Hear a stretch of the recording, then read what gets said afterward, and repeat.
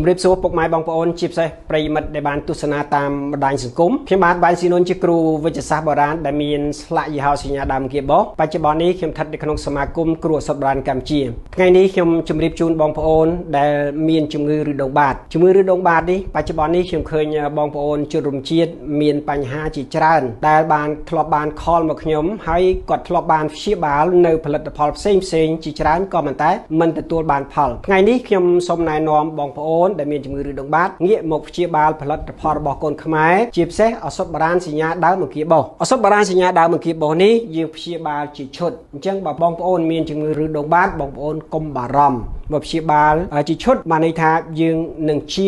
100% ជាឈុតនេះខ្ញុំសម្ដៅទៅលើទី1ថ្នាំគ្រាប់មួយកំប៉ុងនេះមាន120គ្រាប់ហើយគុណប្រយោជន៍របស់វាមាន4យ៉ាងទី1ជួយរំលាយអាហារជួយដាស់ខ្យល់ជួយបត់ជើងស្រួលនិងផ្សះឬដងពីខាងក្នុងឧបមាថាបងប្អូនកំពុងតែបត់ជើងឈាមវាស្ទើរតែរាល់ថ្ងៃនៅពេលដែលបត់ជើងដឹងតែឈាមបត់ជើងដឹងតែឈាមអញ្ចឹងបងប្អូនឈប់បារម្ភខ្ញុំធានាថាបងប្អូនប្រើតែ3ទៅ4ថ្ងៃបងប្អូននឹងបាត់ឈាមចំពោះគុណប្រយោជន៍របស់ថ្នាំទឹកនេះលាបឲ្យវាស្វិតឲ្យវារួញបាត់ទៅតែម្ដងអញ្ចឹងបងប្អូនជាច្រើនដែលបានខលមកខ្ញុំថាលោកគ្រូខ្ញុំលាបទៅគ្រាន់ស្វិតអស់លីងក៏តែវាអត់ឃើញអង្គោះរឹសមកទេអញ្ចឹងខ្ញុំជម្រាបជូនបងប្អូនថាកុំបារម្ភមិនមែនថាឲ្យតែរឹសដងបាតទាល់តែធ្លាក់រឹសមកបានជាទេកាលណាដែលវាស្វិតវារួញទៅជាសាច់ធម្មតាបានន័យថាវាជាហើយអញ្ចឹងបងប្អូនសូមទំនាក់ទំនងក្រោយពីការរៀបរាប់និងជម្រាបជូនរបស់ខ្ញុំបងប្អូនទំនាក់ទំនងមកតាមទូរស័ព្ទនៅក្នុងវីដេអូនេះអ្នកជំនាញផ្នែកសុខភាពនឹងជម្រាបជូនបងប្អូនត្រឡប់ទៅវិញមិនថាតែជំងឺឬដងបាតទេបងប្អូនមានជំងឺអីក៏ដោយបើបងប្អូនឆ្ងល់